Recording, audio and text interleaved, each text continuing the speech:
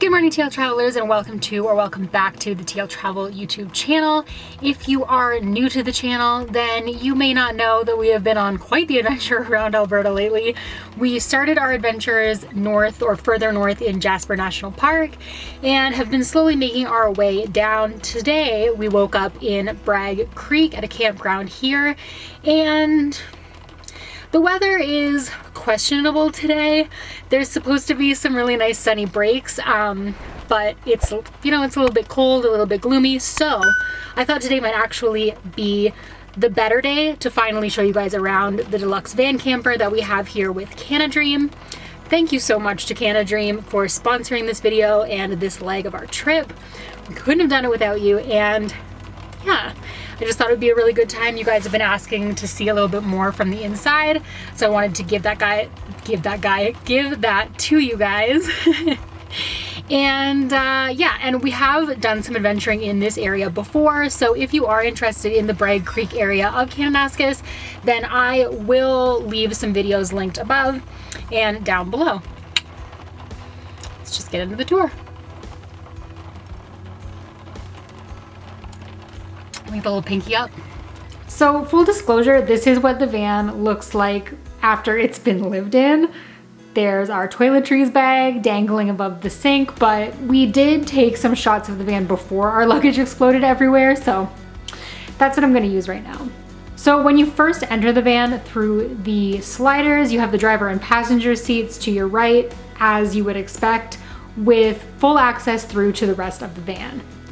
Directly ahead of you is the bathroom, which has your toilet and your sink, and then this is where you shower as well by hooking the sink nozzle up on the wall as a shower head. So as you can already see, they definitely go the extra mile to make the most of this more compact space, and yeah, we had a lot of fun with that too. Small space van living. Why am I in your way? From there we have the kitchenette with its own sink and stovetop, mini fridge and freezer for whatever food you want to bring along with you and cook up on the road. In the back of the van, your seats and dinette area are actually what fold down to be your bed, and then all of the lights can be controlled from there as well. Full disclosure, we have been keeping the bed down and eating outdoors pretty much for our entire trip so far, mostly because one of our favorite things to do has been to drive and find a new beautiful view each day where we can open up the back and just lay out and enjoy, which is exactly what we have decided to do today. So let's go on a little adventure so that I can show you a little bit more of what we love about this setup.